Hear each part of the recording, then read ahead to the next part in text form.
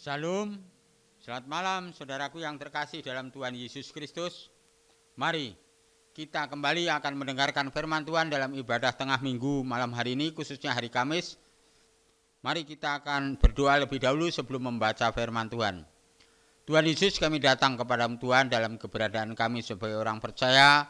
Kami tahu persis Tuhan akan berbicara melalui sabdamu pada malam hari ini. Tolong Tuhan Yesus kuasai hati dan pikiran kami, khususnya hamba-Mu yang akan menyampaikan kebenaran firman Tuhan ini. Tuhan akan memberkati setiap alur kalimat, kata-kata yang keluar dari mulut hamba-Mu ini Tuhan.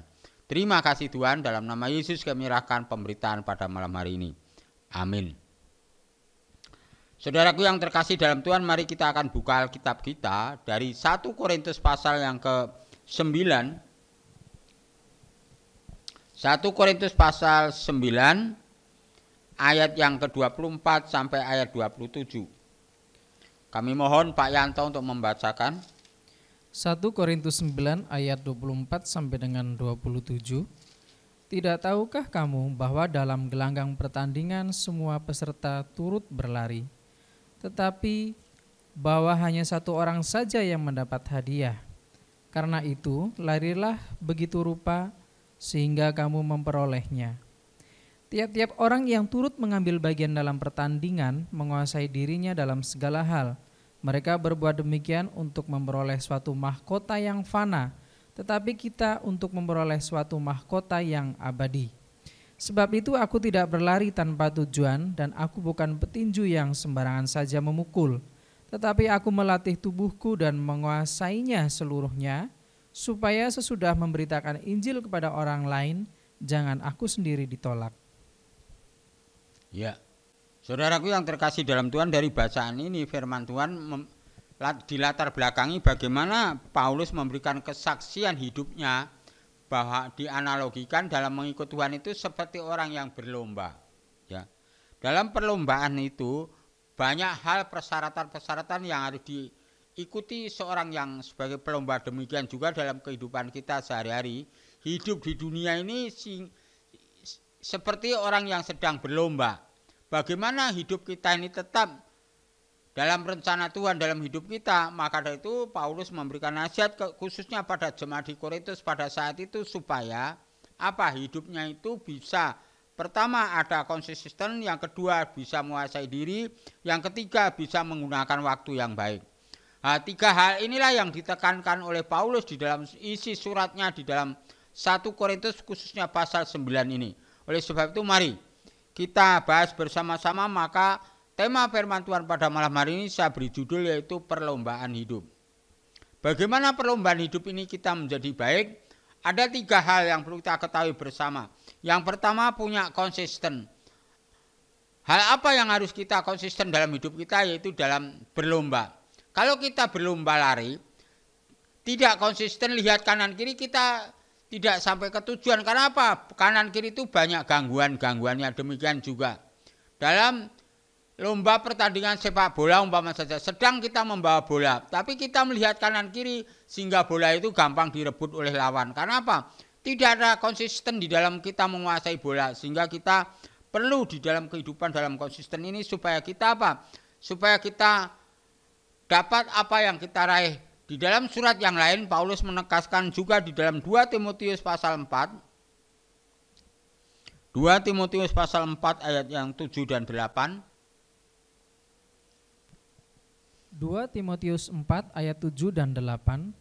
Aku telah mengakhiri pertandingan yang baik. Aku telah mencapai garis akhir dan aku telah memelihara iman.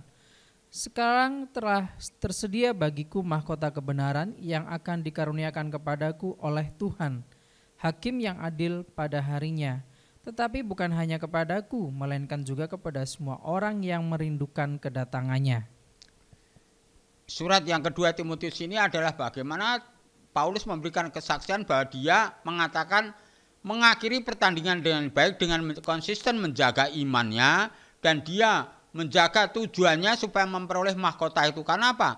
Dalam pertandingan rohani, kehidupan itu tidak semua mendapatkan mahkota, tapi orang yang bisa mengakhiri dengan baik, artinya bisa menjaga iman keyakinannya kepada Tuhan Yesus dengan baik, artinya harus ada konsisten di dalam kehidupannya. Hal yang kedua yaitu bisa menguasai diri.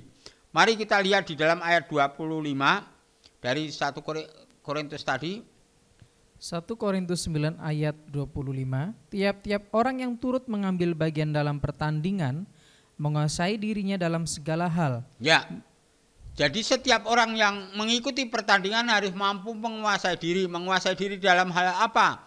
Umpama saja jaga pola makan, pola istirahat, dan hal lain-lainnya. Supaya apa? Supaya fisiknya itu terjaga baik dan sebagainya, sehingga dapat menguasai hawa nafsu dan sebagainya. Demikian juga dalam hidup kita di dunia ini, dalam perlombaan kita perlu menguasai diri kita. Bagaimana kita bertutur kata, bagaimana kita berpikir di dalam kehidupan kita supaya kita bisa menguasai diri kita, bisa mengontrol diri kita sehingga kita tidak jatuh di dalam dosa di dalam kehidupan kita. Nah, Paulus menulis surat kepada jemaat di Roma pasal 12. Roma 12 ayat 19 sampai 21. Roma 12 ayat 19 sampai dengan 21.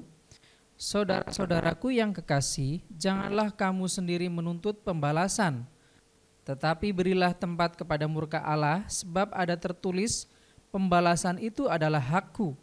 Akulah yang akan menuntut pembalasan, firman Tuhan. Tetapi jika seterumu lapar, berilah dia makan, jika ia haus, berilah dia minum. Dengan berbuat demikian, kamu menumbuhkan bara api di atas kepalanya.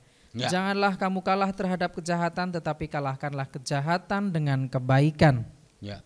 Paulus memberikan nasihat, bila mana kita mendapatkan satu perlakuan yang tidak baik, yang tidak mengenakkan dalam diri kita apa? Kita tidak perlu membalas, karena pembalasan itu haknya Tuhan. Oleh sebab itu apa? Kita harus menguasai diri, bahwa kejahatan atau perlakuan yang tidak baik yang menimpa kepada kita dari orang lain, atau mungkin dari saudara sebagainya, perlu kita balas dengan kebaikan. Karena hal itulah yang harus diperintahkan oleh Paulus. Ini salah satu ciri daripada kekristenan kita. Orang yang mendapatkan suatu perbuatan yang tidak baik, justru kita harusnya membalas kepada dia, tetapi justru kita harus melakukan kebaikan kepada orang yang berbuat jahat kepada kita. Inilah yang perlu kita lakukan. Inilah sulitnya orang percaya dalam mengikut Tuhan, tetapi kami percaya kalau kita bersama dengan Tuhan, pasti kita mampu melakukan hal yang seperti itu. Ini yang perlu kita lakukan bersama-sama dalam kehidupan kita, supaya kita mampu menguasai diri, termasuk jangan gampang terpancing, jangan gampang marah kalau mendapatkan perlakuan yang tidak baik. Hal yang ketiga adalah menggunakan waktu yang baik. Di dalam 1 Korintus tadi ayat pasal 9 ayat 26 sampai 27.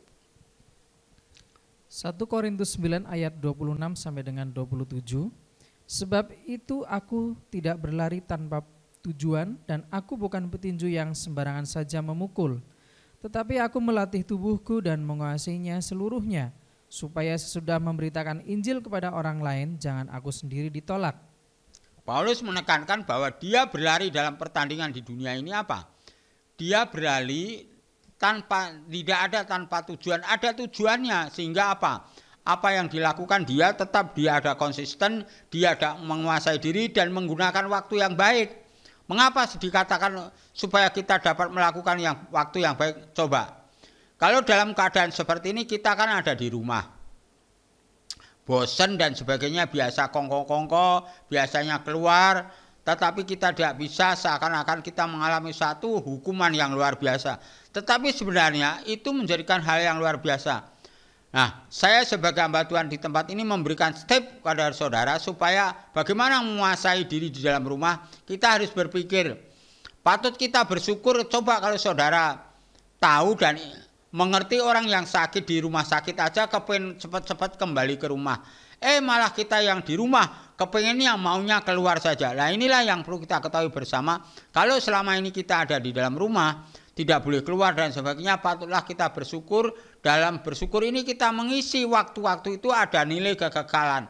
Caranya bagaimana? Ya mungkin saudara di rumah mendengarkan YouTube, khotbah atau puji-pujian atau hal-hal yang lain yang ada hubungannya dengan rohani, sehingga rohani kita terisi, sehingga kita menghilangkan kejenuhan-kejenuhan dalam kehidupan kita. Inilah yang kita lakukan di dalam kehidupan kita. Apapun yang kita lakukan dalam kejenuhan itu, kita di karantina di rumah, mari kita isi dengan nilai kekekalan dalam hidup kita.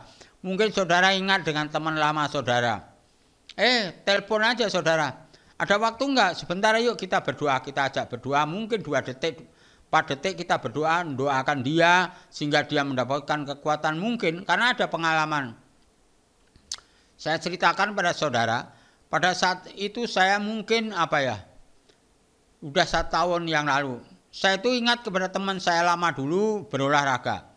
Nah, saya kepengen ketemu dengan dia tapi di mana posisinya saya sulit sekali. Terus saya cari-cari nomor teleponnya dia dapat, terus saya telepon ke dia. Saya tanya, ada waktu enggak? Oh ada, bisa enggak saya berdoa? Benar saya berdoa sebentar pada dia, tidak yang 5 menit saya berdoa kepada dia dalam rumah tangganya mereka di ini. Setelah saya berdoa, amin, dia bercerita telepon kembali ke saya bahwa dia ada rencana ingin menceraikan istrinya dan sebagainya. Tapi setelah melalui doa ini seakan-akan dia dikuatkan ingat pada firman Tuhan bahwa kehidupan orang percaya itu tidak ada bisa menceraikan orang yang sudah disatukan oleh Tuhan. Dari situlah dia digugah hati pikirannya yaitu mendapat penerangan dari Roh Kudus. Maka dari itu coba untuk mengisi nilai-nilai kekekalan di dalam hidup kita selama di karantina ini. Mari mungkin melalui sapaan saudara, teman atau saudara yang dekat dan sebagai teman kerja. Mungkin kau pikir saudara, wah kita telepon, kita ajak berdoa sebentar. Mungkin doa ke saudara hanya Tuhan berkati keluarga ini, terima kasih, amin. Begitu aja cepat gak masalah. Tapi paling tidak yang saudara ajak berdoa itu merasa wah ada yang memperhatikan, ada yang mendoakan, itu menjadi kekuatan yang baru di dalam kehidupannya. Seperti hal yang pernah saya lakukan di dalam kehidupan saya sebagai orang percaya. Inilah yang perlu kita lakukan pada masa-masa sekarang ini. Terima kasih firman Tuhan pada kesempatan malam hari ini. Mari kita simpulkan bersama-sama. Bagaimana kita berlomba dalam kehidupan kita, belajar dari tulisan Paulus di 1 Korintus pasal 9 khususnya ini. Yang pertama kita harus punya konsisten. Ada kesungguhan di dalam mengikut Tuhan, yaitu di dalam ayat 24. Yang kedua ada penguasaan diri di dalam ayat 25. Menggunakan waktu yang baik yaitu ayat 26 dan 27. Itu menjadi berkat bagi kita semua. Terima kasih, Tuhan Yesus berkati. Amin. Mari kita akan berdoa. Tuhan Yesus, kami datang padamu Tuhan pada malam hari ini. Kami bersyukur dan terima kasih kami sudah mendengar kebenaran-Mu pada malam hari ini. Tolong Tuhan Yesus akan memberkati firman ini yang sudah didengar oleh jemaat melalui di rumahnya masing-masing atau melalui YouTube ini. Tolong Tuhan Yesus campur tangan. Berkati rumah tangga mereka masing-masing Tuhan. Kalau ada yang sakit, Tuhan sembuhkan di dalam nama Yesus. Kalau ada orang yang mungkin ingin undur dan kebosanan dalam menghadapi virus saat ini, Tuhan beri kekuatan dan berserah pada rencana Tuhan dalam hidupnya. Terima kasih Tuhan Yesus, pada malam hari ini kami menyerahkan untuk pemerintahan DKI ini. Tolong Tuhan Yesus berkati Gubernur Pak Anies ini sehingga dapat mengambil keputusan di pihak masyarakat Tuhan. Terima kasih Tuhan Yesus, dalam nama Yesus kami berdoa dan ucap syukur. Amin. Mari kita akan mengakhiri ibadah kita malam hari ini. Angkat kedua tangan saudara, mari kita mohon berkat. Kiranya anugerah damai sejahtera dari Allah Bapa, Putra dan Roh Kudus menyertai hidup saudara, keluarga saudara saat ini sampai Tuhan Yesus datang yang kedua kalinya. Amin. Bapa, terima kasih.